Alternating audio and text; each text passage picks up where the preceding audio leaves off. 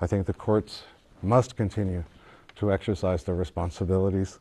Sometimes they tell us that a popular stand is wrong against our Constitution, and that's very often what we need to hear. But that's, go back to remembering that we have a complex system of government because it is the guarantee of liberty. Well, Roger used the term, the people have the last word. Would that it were so, Roger. I think your observation is a bit on the naive side. Jefferson and Lincoln both warned against usurpation of power. The Declaration of Independence 3 times mentions usurpation of power or stealing power, as we've seen the court do, as cause for the American Revolution. The Declaration of Independence was written about the tyranny of the British government and the king against the people in the colonies, as we know. The Constitution of the United States, a later document, the one that is actually law, is the one where we see these principles of equality established. And very often, you may not approve of how equality works, because you have religious beliefs that disapprove very much about people who are citizens equally with you. We breathe the same air, we get rained on by the same rain, we get hurt by the same recessions, and we pay the same taxes. Well, that's the way it goes. You can't have your way when it's a religious way, because we do not, in the United States, want one church, one belief, to rule over all the others to the exclusion of other beliefs.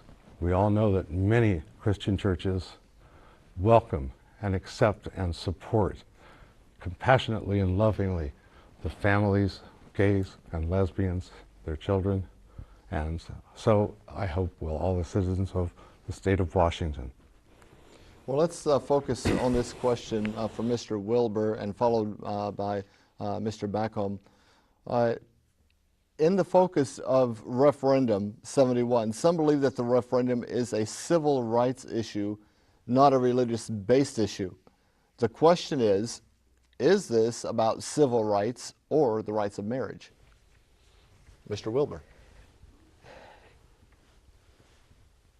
Domestic partnership, as it says in Referendum 71, is not the same as marriage.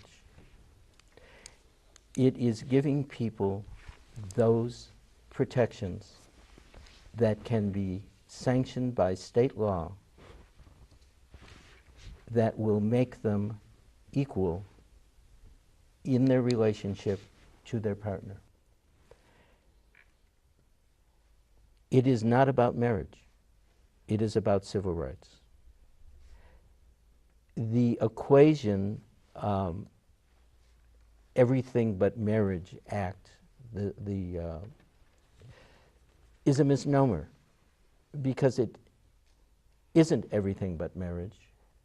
If it were everything but marriage, I could go to Idaho and be assured that I could visit my partner if he were sick. Mr. Struble can. Mr. Backholm can. I can't. This is not about marriage rights. It is about civil rights. And your response? A quick correction. There is a Federal Defense of Marriage Act, so even if Washington State had full-blown same-sex marriage, that still would not be required to be recognized in other states because of our federal DOMA.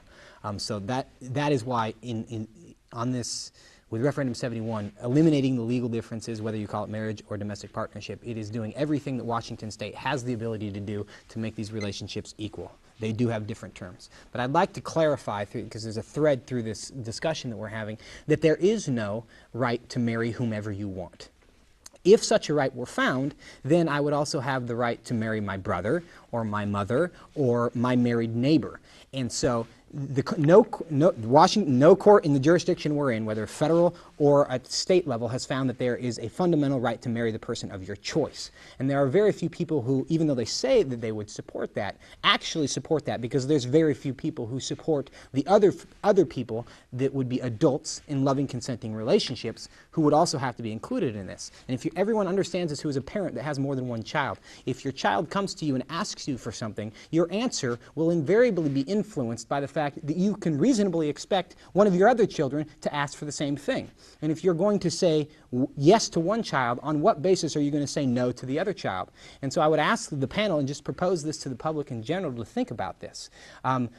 We are talking about what relationships, not what individuals want, but what relationships should be recognized. And if we are going to recognize this relationship, on what basis do you not recognize every relationship involving loving, consenting adults because they want them?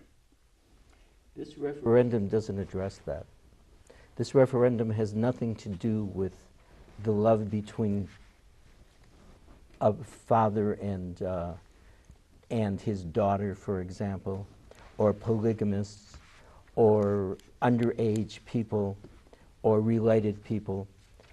This referendum addresses the relationship between two loving partners who have chosen to be with each other, or a senior citizen who has chosen to be with his heterosexual partner. And of course that's true, but everybody understands that you were establishing through law precedent. And other people will ask. There's already been a court case filed in Canada, just to the north of us, by the polygamists asking for marital recognition on the same basis that the Supreme Court in Canada imposed same-sex marriage in Canada. It's irresponsible to pretend that we are not creating precedent, and we have to think down the road. That's what public policymakers must do. And you might decide that you want to open the door to anyone, any 2, 3, 7 people who want to get married, to give those relationships to them. And if that's your preference, that's of course your right to do so. But you have to think about the implications down the road of what we do now. All right, this next question, question number 8 for Mr. Struble, and followed up by Alta. We have the separation of church and state in our country. Now, would you say that this is a church issue or a state issue? And as you are thinking for just a moment about your answer, there are 2 more questions on the table, so let's try to limit our time with the responses. Mr. Struble. Well, the way the question is phrased, church issue versus a state issue, you know, the founding fathers and the framers of the Constitution, as Roger pointed out, did not want any one church governing the country. They did not want an established church. And although separation of church and state may be a misnomer, the basic idea is valid, but it's separation, notice separation of church and state, not separation of God and state, or not separation of religious conviction or the basic principles laid down in Scripture. The framers did not intend to separate our country from everything religious. They mandated freedom of religion, not freedom from religion. And so the attempt throughout this campaign has been to push religion off the table, tell believers, you know, they have the right to their personal religious convictions, but it shouldn't be reflected in state policy. That's part of the reason we're in the mess we're in this country. It's part of the reason that 10 years ago it would be unthinkable that we would be having a national debate over whether we should torture helpless captives or not. It's part of the reason that when I was a kid, all 50 states had laws against sodomy, and this has now changed for the worse. And we need to get back on track. The only way to do that, I think, is to recognize that our religious feeling, religious sentiment, religious principles are what this country is founded upon. And Alta? Well, I think this should just be a state issue and not the church and God being brought into it. You can have your own personal beliefs, but it should not be brought into this issue. Shall we take it off the money? God we trust. Oh, I believe in God. You want to take it off the money? I think these issues should be discussed in our own minds and not have religion and God thrown in our face or anybody's face that we're going to be damned because of it. This should just be, you make up your own mind and just leave it at that and say your own opinion. I'm not going to persecute you for believing what you do, but you should give me the right to believe what I believe.